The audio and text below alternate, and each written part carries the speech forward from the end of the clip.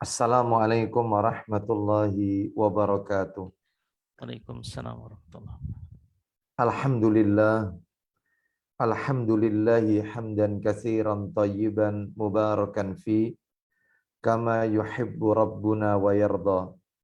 Wa ashhadu an la ilaha illallah wahdahu la syarika lah wa ashhadu anna Muhammadan abduhu wa rasuluh. Ya ayyuhalladzina amanu taqullaha haqqa tuqatih wala tamutunna illa wa antum muslimun amma ba'du fa inna asdaqal hadisi kitabullah wa khairal hadi hadi Muhammadin sallallahu alaihi wasallam wa syarral umuri muhdatsatuha wa kullu muhdatsatin bid'ah wa kullu bid'atin dhalalah wa kullu dhalalatin finnar. Ikhwan wa akhwati fillah, bapak-bapak, ibu-ibu, kaum muslimin dan muslimah, jamaah Majelis Taklim Ashabul Hijrah yang semoga dimuliakan oleh Allah Subhanahu wa taala.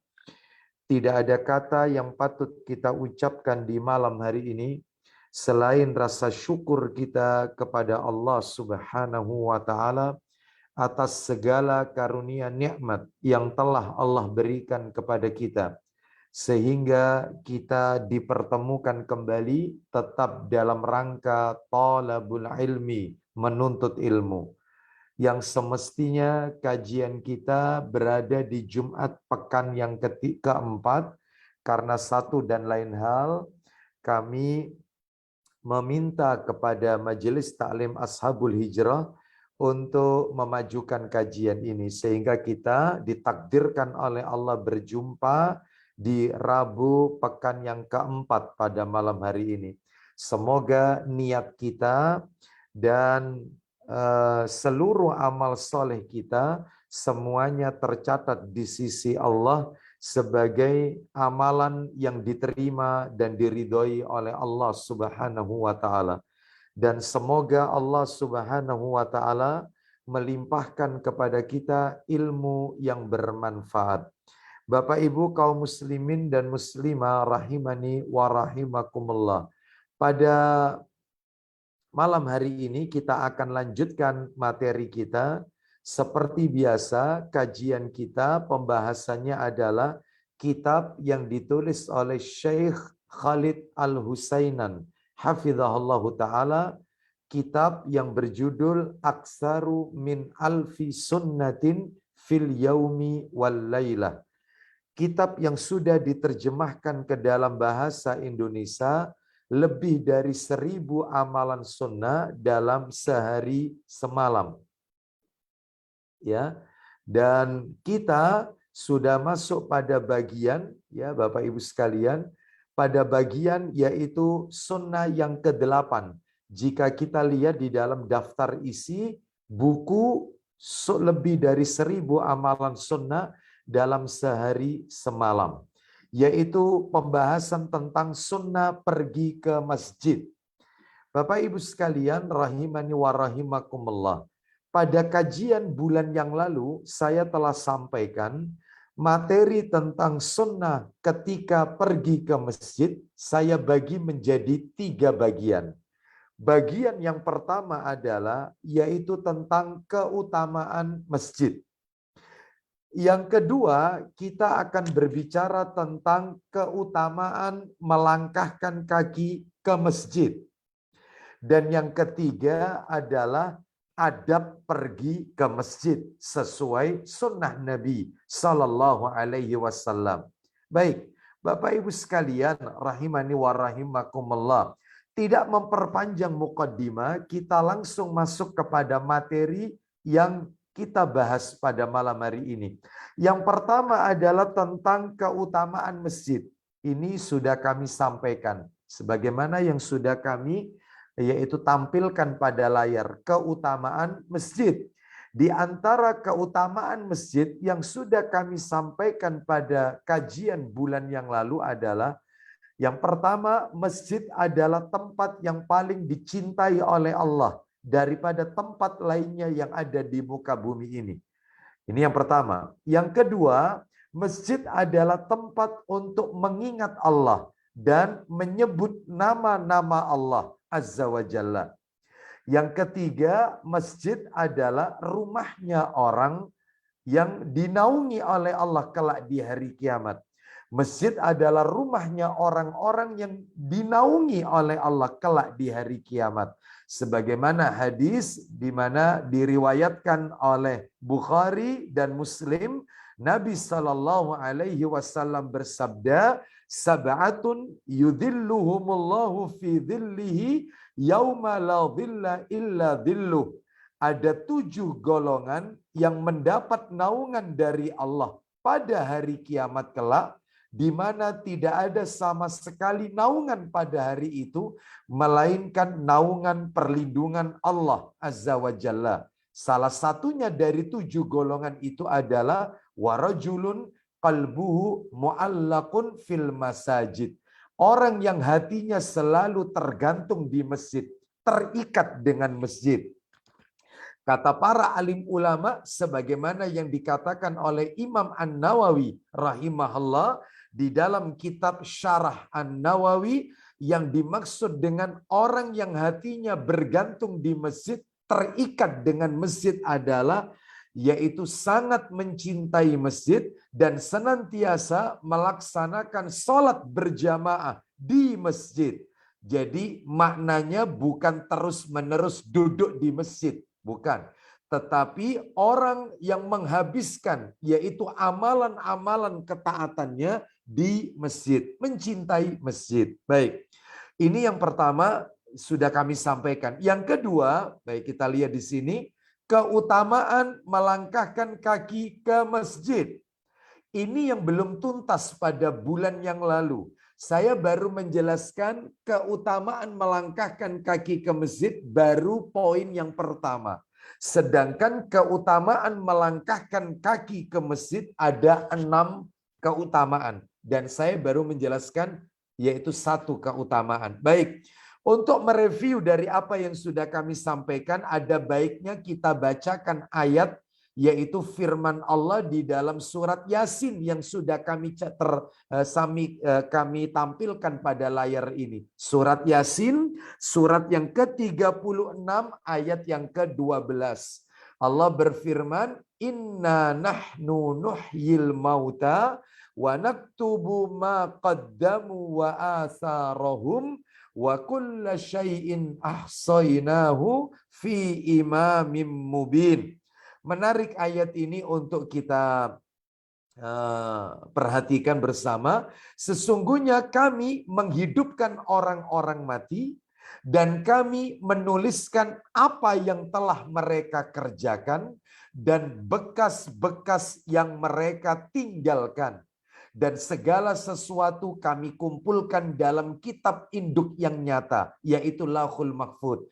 Yang menarik adalah, yaitu dalam ayat ini, firman Allah Azza wa Jalla, wa naktubu ma qaddamu wa atharahum. Itu yang menarik.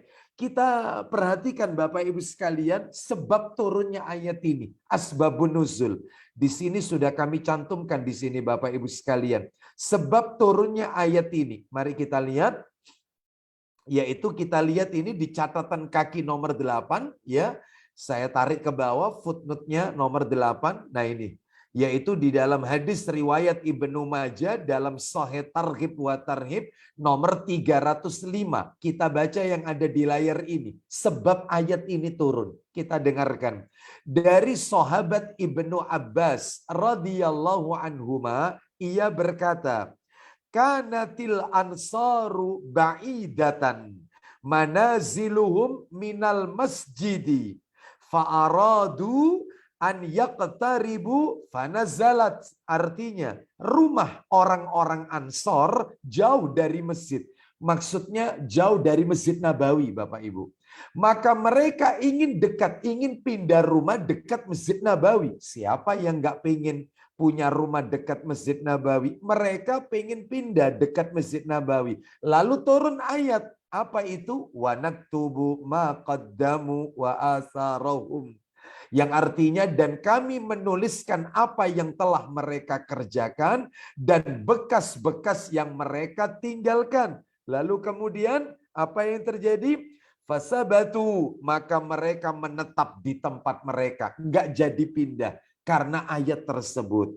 Berarti ini menunjukkan kepada kita langkah kaki kita dari rumah menuju masjid memiliki keutamaan yang besar. Apa keutamaannya? Sampai-sampai para sahabat Ansor nggak jadi pindah rumah dekat Masjid Nabawi.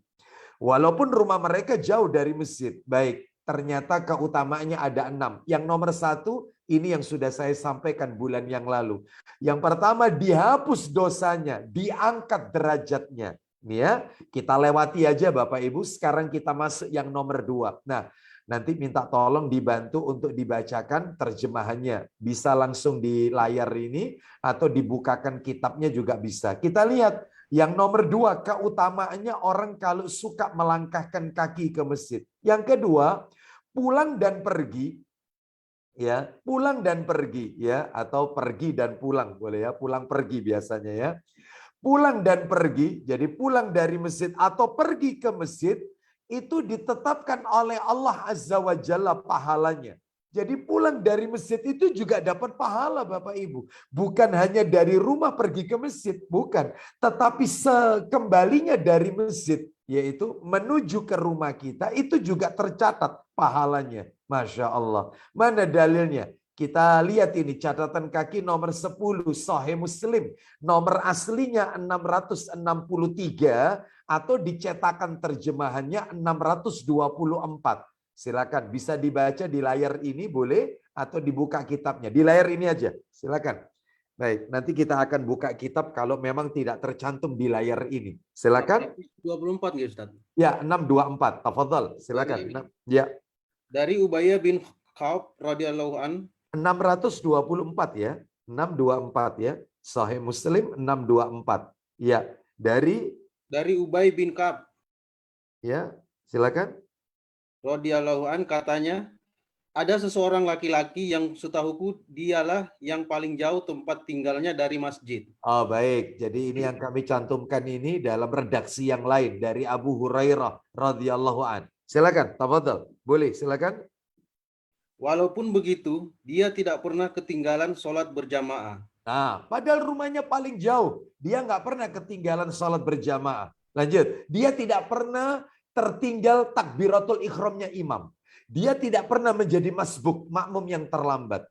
Padahal rumahnya paling jauh dari masjid. Lanjut. Apa kata orang kepada orang tersebut? Silakan.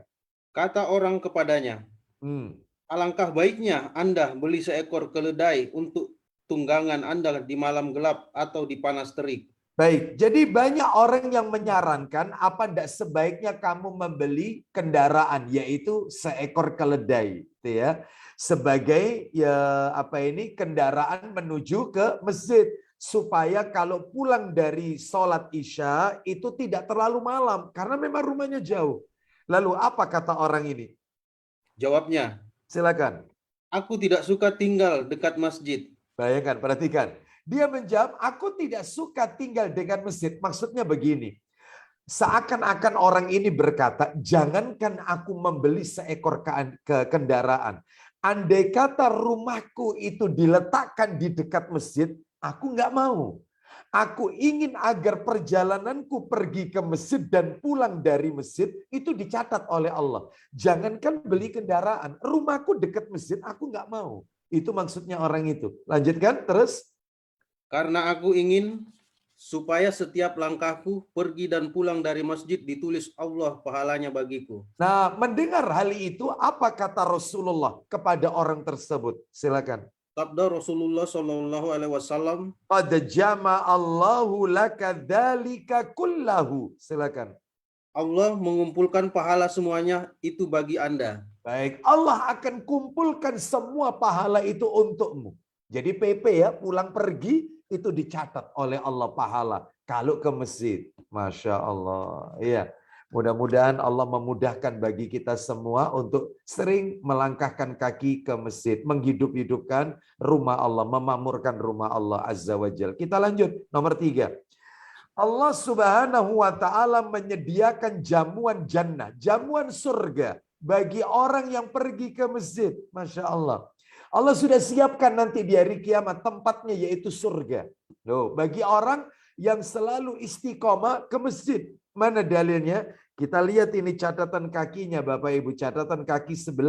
Nah ini, Sahih Muslim nomornya 669, itu di nomor asli, kalau dicetakan terjemahannya 629. Silakan, nomornya dekat dengan yang tadi Mas. Silakan, nggak apa-apa.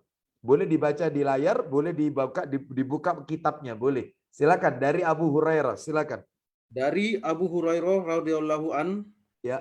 dari Nabi Shallallahu alaihi wasallam sabdanya, Man ghada ilal masjidi aw raha a'addallahu lahu fil jannati nuzulan kullama ghadan aw raha. Silakan.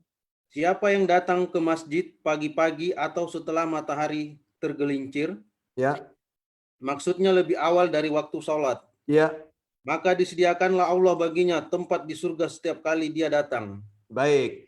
Siapa yang pergi ke masjid, entah itu pagi, entah itu di sore hari, artinya dia datang lebih awal, Allah akan menyediakan baginya jamuan di surga atau tempatnya, nuzulan ya. Nuzulan, nuzul. Ini adalah tempat setiap kali dia pergi ke masjid. Sudah tercatat di sisi Allah Azza wa Jalla. Dengan catatan istiqomah. Nah ini yang nomor 3. Yang keempat, nah menarik ini nomor 4. Bagi mereka yang terlambat ke masjidnya. Jadi sampai di masjid jamaah sudah selesai sholatnya.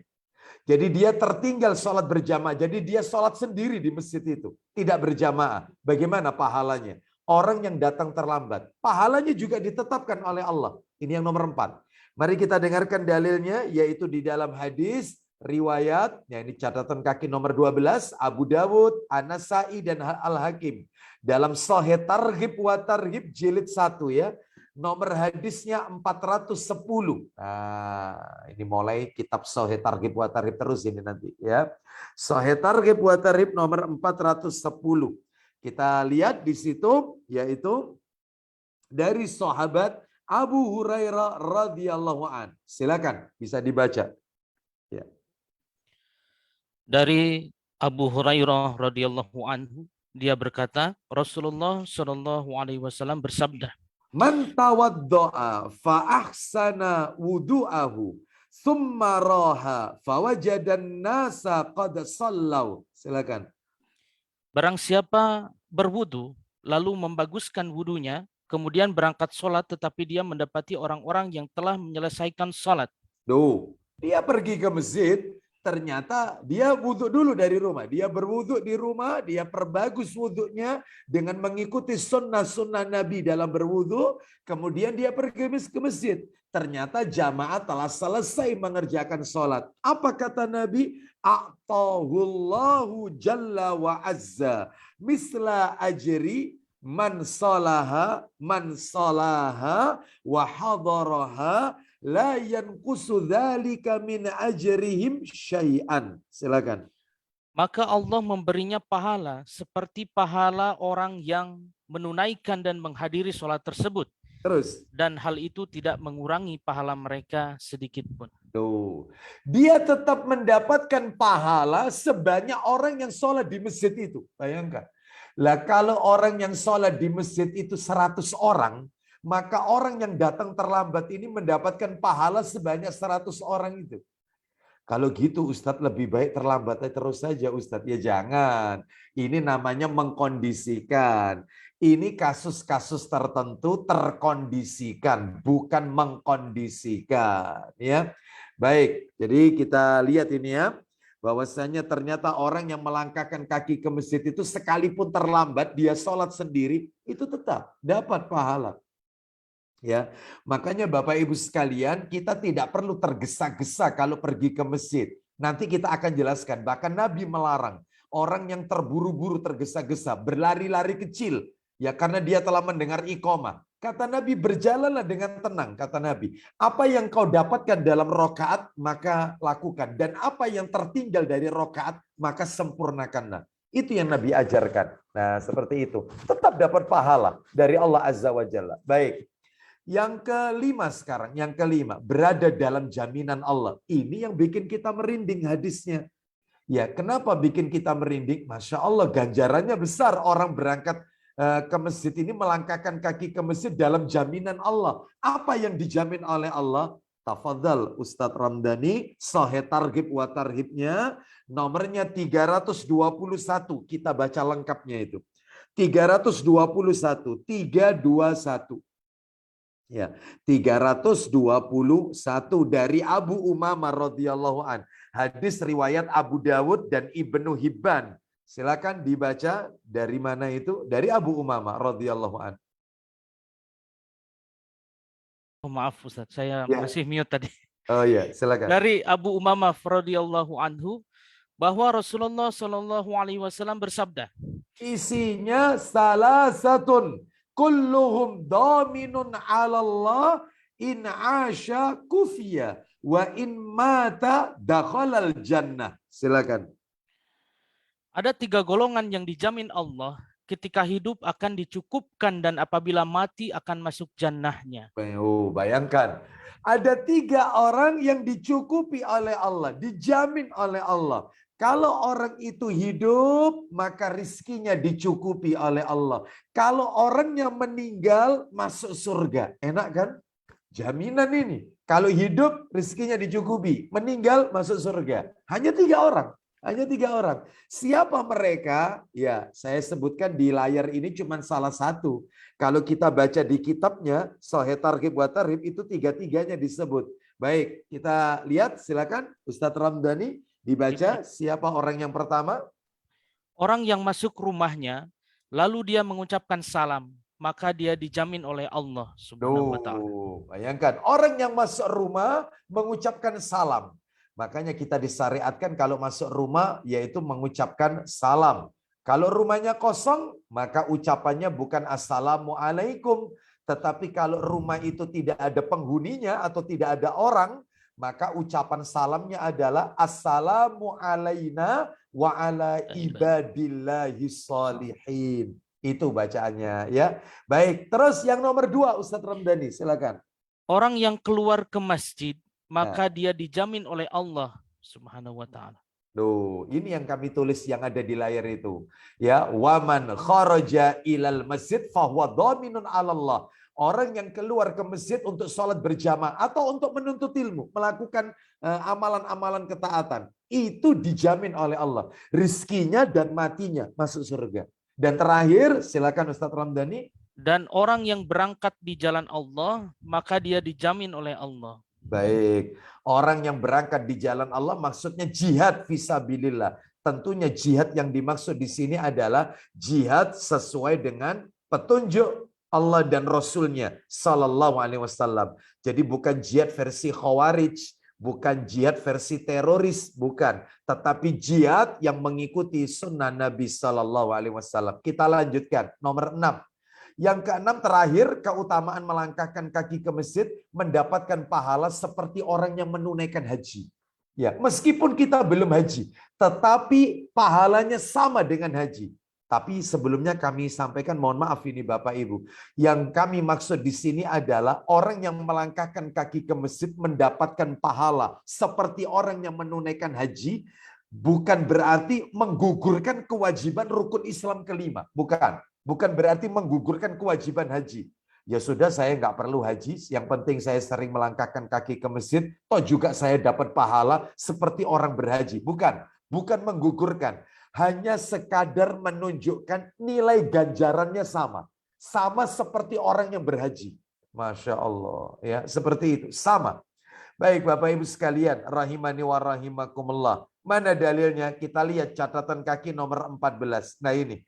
Riwayat Abu Dawud dalam kitab Sahih Targhib wa Tarhib nomornya 320. Satu nomor sebelum yang tadi, 320.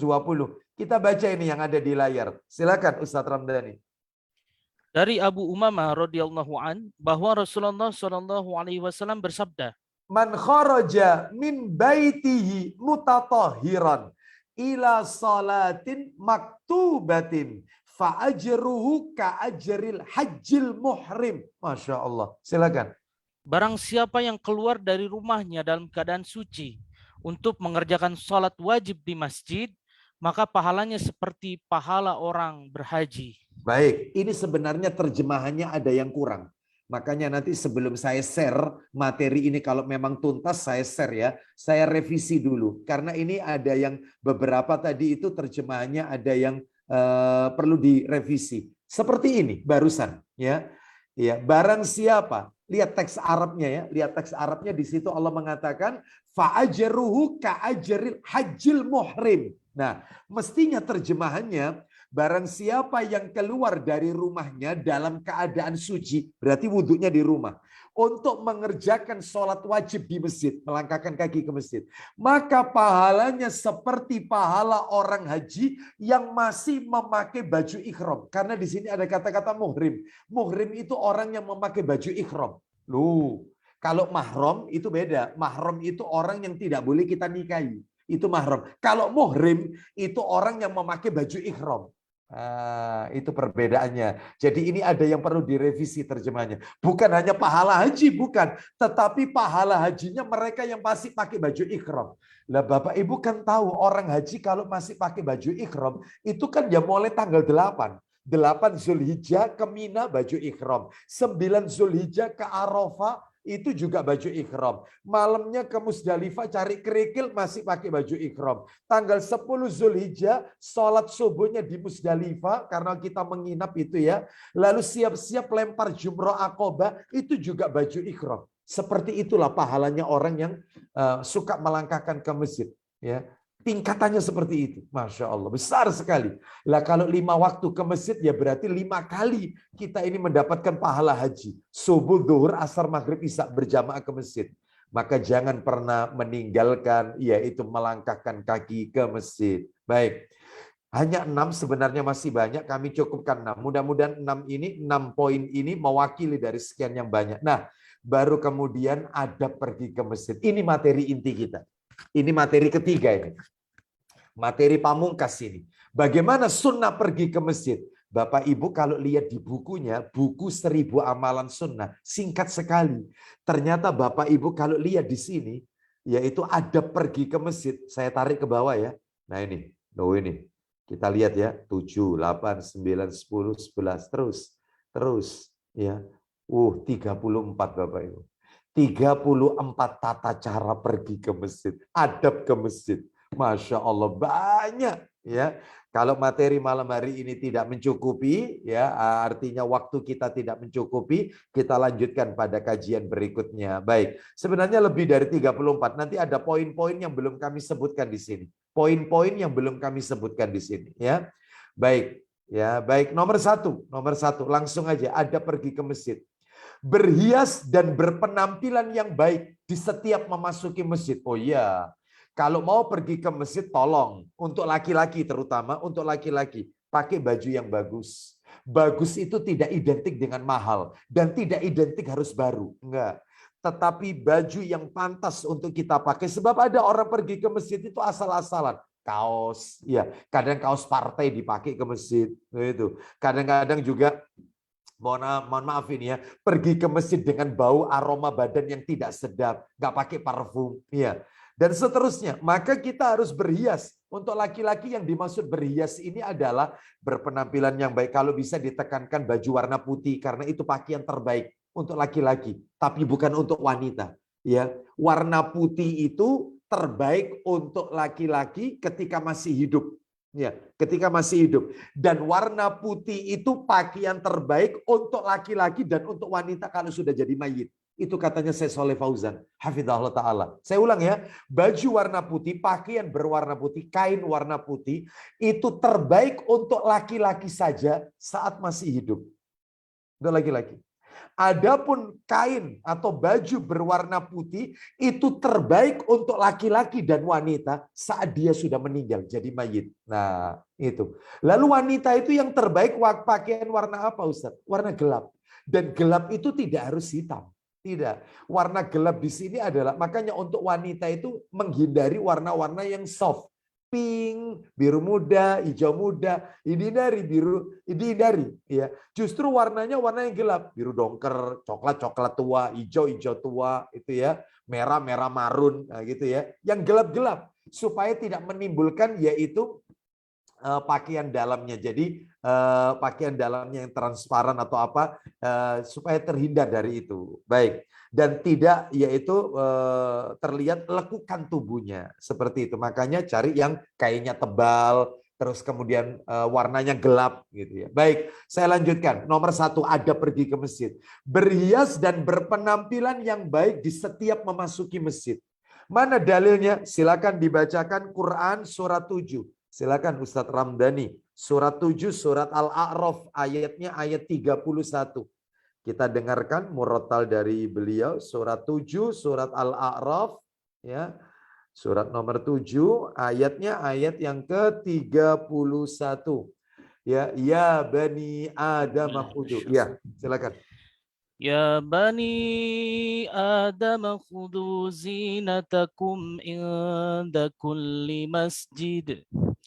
عند كل مسجد وكلوا واشربوا ولا تسرفوا إنه لا يحب المسرفين.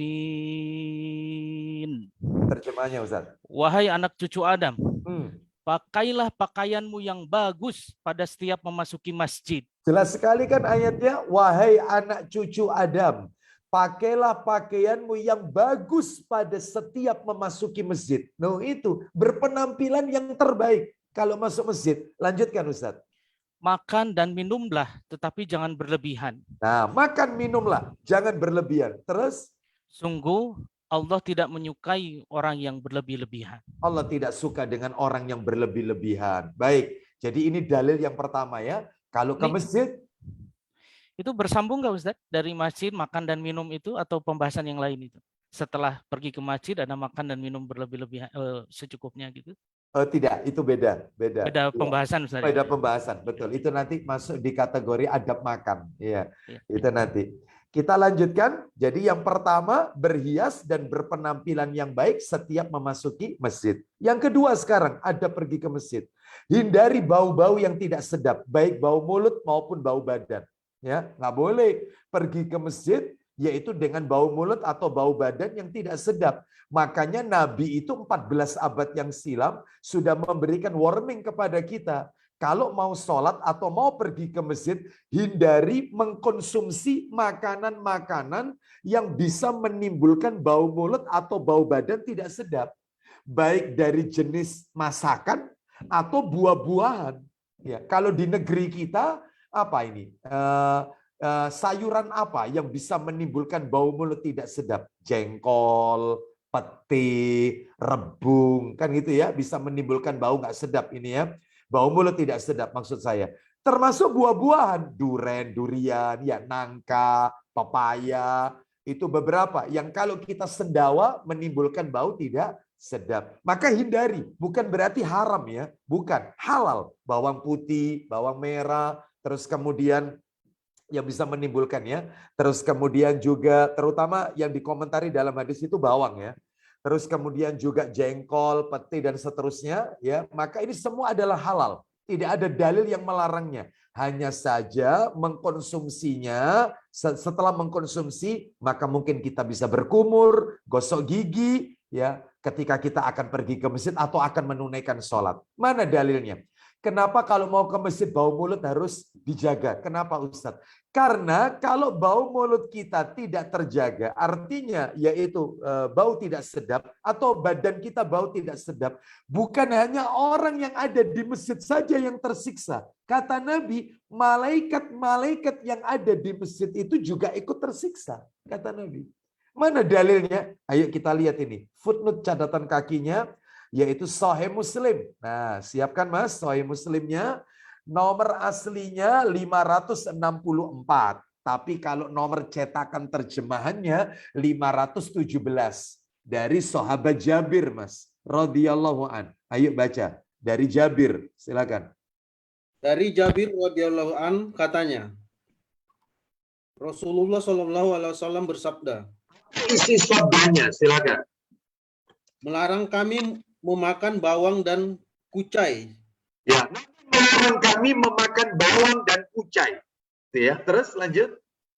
Sayur-sayuran yang menyebabkan mulut atau badan jadi bau. Terus lanjut. Kemudian Tetapi karena terpaksa kami makan juga. lanjut. Terus kemudian. Maka bersabda beliau Shallallahu Alaihi Wasallam, siapa yang memakan sayur-sayuran yang menyebabkan badan atau mulut jadi bau, maka janganlah mendekati masjid kami. Tuh, jangan mendekati masjid kami. Kenapa?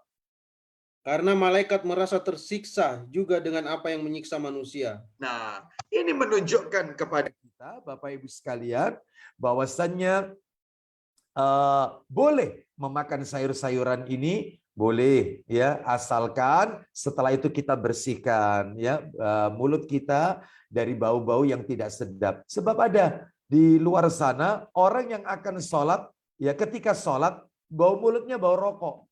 Ada yang seperti ini, maka ini tidak diperbolehkan ya. Baik, jadi sebelum sholat itu dia merokok, nggak boleh seperti itu. Maaf ini ya, mohon maaf ini, saya minta maaf sebelumnya ini ya. Kalau memang di sini ada yang ahli hisab, apa ahli hisab? Rokok misalnya, tapi di sini nggak ada kan, sudah ngaji semua ini ya. Mohon maaf ini. Orang merokok itu yang berat itu adalah perokok pasif. Karena dia menghirup yaitu asapnya, itu yang lebih berat. Tetapi orang memakan bawang, kucai, ya atau misalnya pete atau jengkol yang menimbulkan bau mulut tidak sedap. Kalau orang memakan itu, lalu kemudian menimbulkan bau tidak sedap, tercium oleh kita, itu tidak merusak paru-paru kita. Berarti kalau begitu, rokok jauh lebih dahsyat daripada makanan-makanan yang menimbulkan bau mulut tidak sedap ini. Makanya hindari yang seperti ini. Ya, saya tidak bicara tentang hukum rokok ya. Jelas sekali jumhur ulama mengatakan haram. Itu ada pembahasan tersendiri. Baik, kita lanjutkan materi kita. Hindari bau badan, gitu ya. Baik. Lalu kemudian yang nomor 3, ya, bersegera menuju masjid. Jangan ditunda-tunda.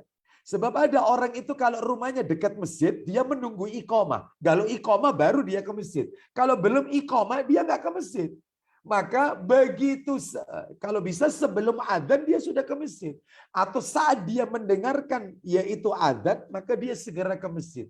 Nah, mana dalilnya bersegera menuju masjid? Dalilnya, ayo kita lihat, yaitu di catatan kaki nomor 17, Sahih Muslim, nomor aslinya 437, kalau dicetakan terjemahannya 390. Ya, 390. Kita lihat di situ, ya. Silakan. Mas, dibaca dari Abu Hurairah radhiyallahu anhu. Silakan. Dari Abu Hurairah radhiyallahu anhu katanya, Rasulullah Shallallahu Alaihi Wasallam bersabda, "Lau ya'lamun nasu ma fin nida wasaffil awal." Silakan. Kalaulah manusia itu tahu keutamaan azan dan shaf pertama. Ulang lagi, kalaulah manusia itu tahu keutamaan azan dan shaf pertama. Tetapi mereka tidak bisa mendapatkannya, melainkan dengan jalan diundi. Niscaya maulah mereka diundi. Duh, lihat, andai kata manusia itu tahu tentang keutamaan adzan, pada saat dia mendengarkan adzan dia bersegera ke masjid, dan keutamaan shaf pertama untuk laki-laki di depan, shaf pertama, nih ya, maka dan dia tidak bisa mendapatkan keutamaan itu kecuali harus mengikuti undian. Maka kalau mereka tahu keutamaannya, mereka pasti ikut undian. Mereka pasti ikut undian. Ini karena begitu besarnya keutamaan bersegera ke masjid, mendatangi panggilan adzan dan shaf pertama. Makanya Bapak Ibu mohon maaf, kalau kita lihat masjid-masjid, mohon maaf ya, yang saya tahu ya, yaitu kalau di Mekah, ya atau di Madinah, ya Masjidil Haram, Masjid Nabawi, dan masjid-masjid kecil di sekitar kota Mekah, masjid-masjid kecil di sekitar Masjidil Haram maksud saya, dan masjid-masjid kecil yang ada di sekitar kota Madinah. Itu kalau saya perhatikan di sana, itu begitu adzan, waduh, ya semua toko tutup, ya bahkan sebelumnya sudah tutup, ya kendaraan semua pada berhenti, mereka segera menuju masjid. Bahkan mereka ketika mendengar iqamah itu berlari untuk masuk ke shaf yang pertama. Karena mereka tahu begitu besar keutamaannya. Beda dengan di negeri kita, negeri plus 62 ini. Beda. Kalau di negeri kita ini orangnya baik-baik Bapak Ibu sekalian. Masya Allah, saya senang itu ya. Apa itu yang dilakukan? Saling mempersilahkan. Monggo Pak, jenengan riyen. Monggo Bapak dulu aja yang di depan. Monggo. Saling dipersilakan. Padahal kalau dulu di zaman Nabi rebutan itu.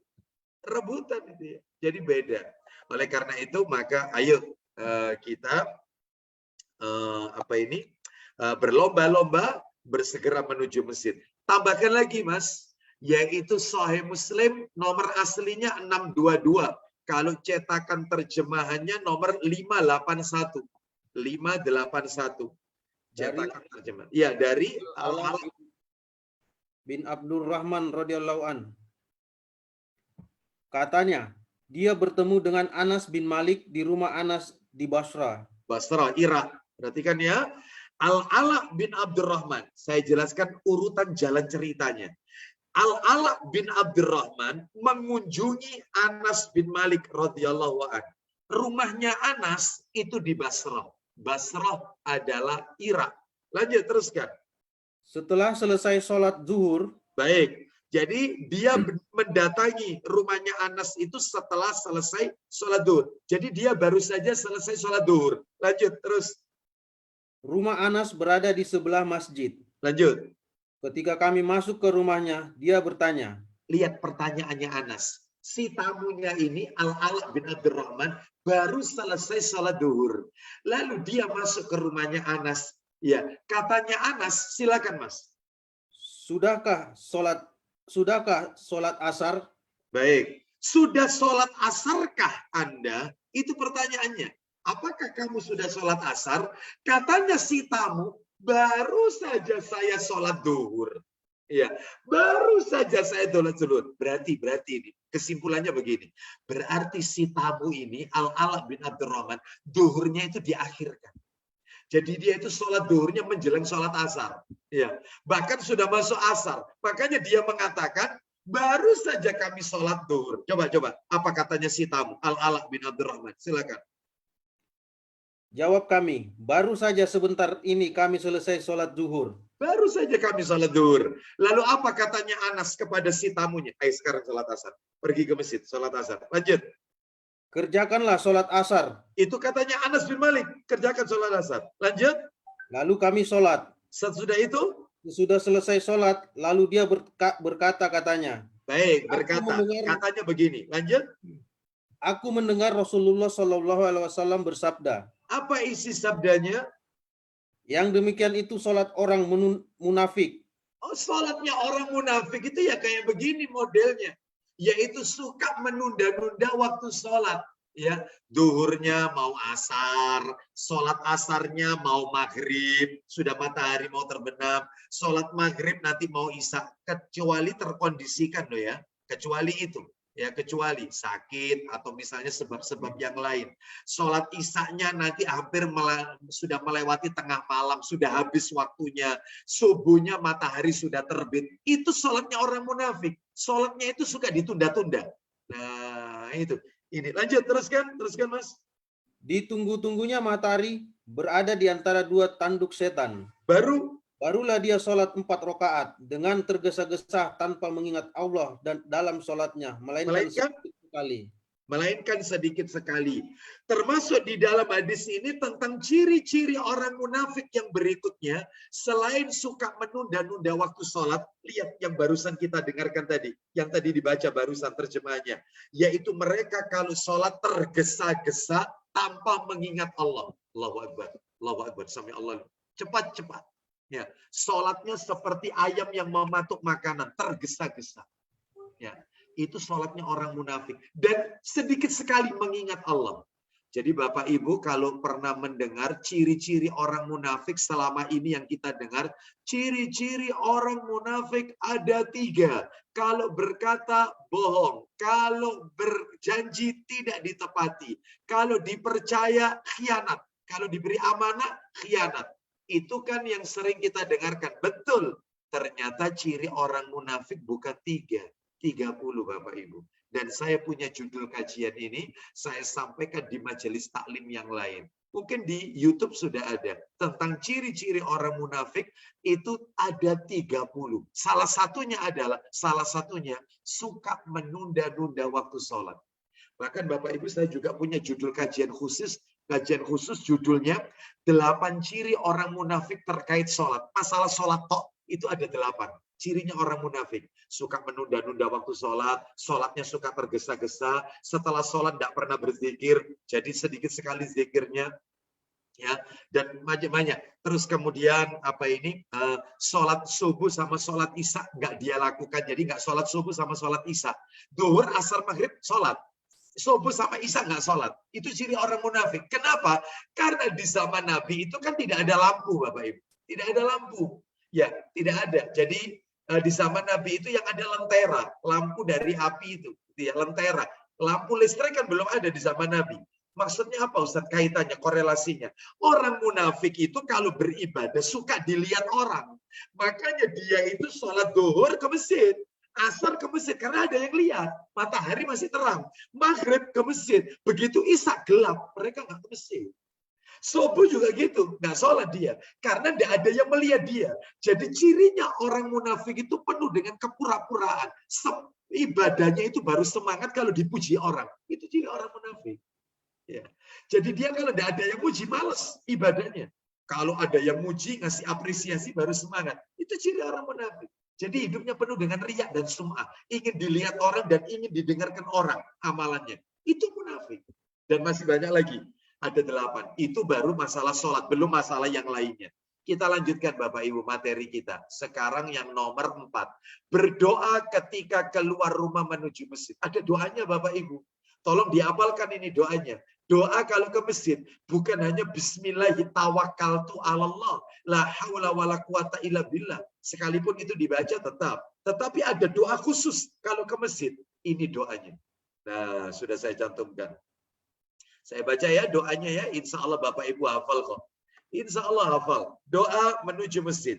Yaitu bagaimana doanya? Allahumma ja'al fi qalbi nuran, wa fi basari nuran, wa fi sam'i nuran, wa an yamini nuran, wa an yasari nuran, wa fawqi nuran, wa tahti nuran, wa amami nuran, wa khalfi nuran, wa azim li nuran. Ya Allah, jadikanlah hatiku bercahaya.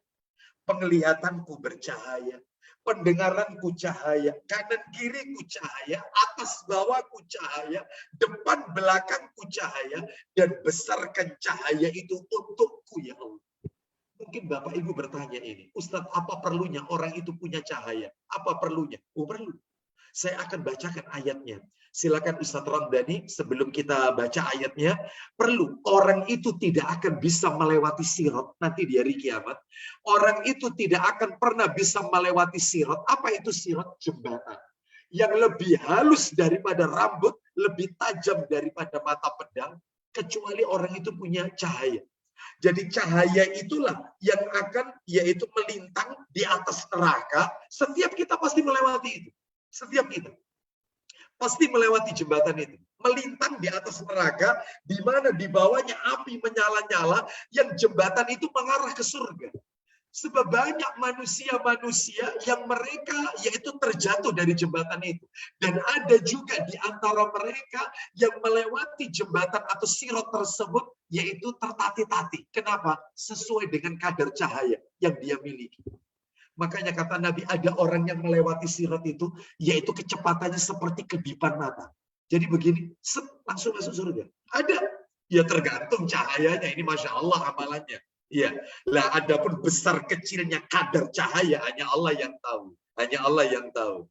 Nanti saya tunjukkan amalan-amalannya supaya kita dapat cahaya. Saya tunjukkan nanti amalan-amalannya. Singkat aja tapi ya, karena memang bukan bahasan kita.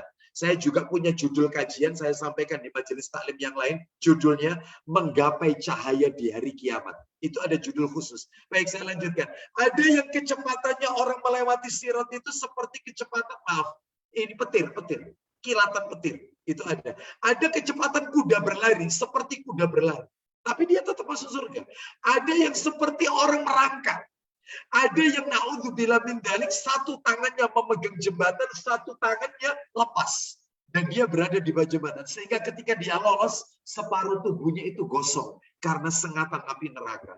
Dan nantinya yaitu Allah akan siram dia yaitu dengan air ma'ul haya, air kehidupan, itu kata Nabi, sehingga dia menjadi kembali bersih yaitu badannya. Nah, Bapak Ibu sekalian, singkat cerita, nanti di hari kiamat sebelum ayatnya dibaca ini, orang munafik itu minta kepada kita, ya Allah, minta kepada orang-orang beriman, ya, wahai orang-orang yang beriman, kami minta cahaya kalian. Mereka minta cahaya, makanya penting sekali doa untuk meminta cahaya. Apalkan doa ini Bapak Ibu sekalian. Penting sekali mendapatkan cahaya ini. Orang munafik itu akan minta kepada orang-orang beriman, kami minta cahaya kalian. Lalu katanya orang-orang beriman, silakan kalian cari sendiri cahaya kalian. Lalu katanya orang munafik, bukankah kalian dahulu ketika di dunia teman kami? Bukankah kalian jalan bareng denganku? Kenapa kalian kok pelit tidak memberikan cahaya kalian kepada kami? Apa katanya orang beriman? Dulu kalian ketika di dunia suka berangan-angan kosong. Dan kalian tertipu dengan tipu daya syaitan. Akibatnya melakukan perbuatan maksiat, dosa. Ya zina, ya khomer, ya macam-macam sudah. Ya itu sudah, bujuk rayu syaitan, kalian ikuti. Ya sudah, itu. Mana dalilnya? Ayo dibuka dalilnya. Silakan Ustadz Ramdhani. Dibacakan surat nomor 57 Ustadz. Al-Hadid. Ayatnya 12 sampai 14 Ustadz. Silakan tafadhal Ustadz. Ayo, tafadhal. Al-Hadid surat 57 ayatnya 12 sampai 14. Silakan. يوم ترى المؤمنين والمؤمنات يسعى نورهم بين أيديهم وبأيمانهم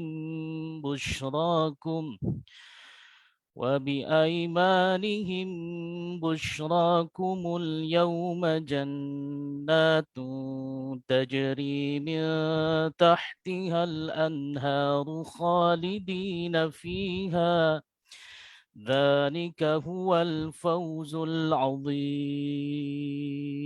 13-nya.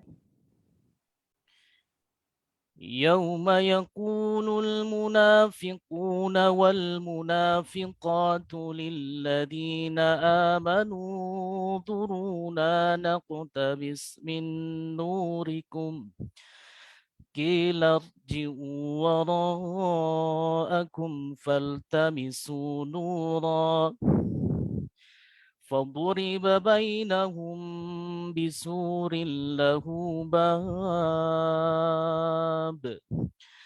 باطنه فيه الرحمة وظاهره من قبله العذاب. 14. ينادونهم ألم نكن معكم قالوا بلى ولكنكم فتنتم أنفسكم وتربصتم وارتبتم وغرتكم الأماني حتى جاء أمر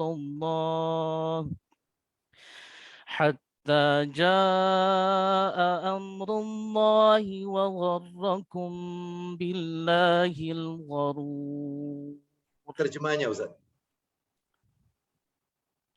Pada hari engkau akan melihat orang-orang yang beriman, laki-laki dan perempuan.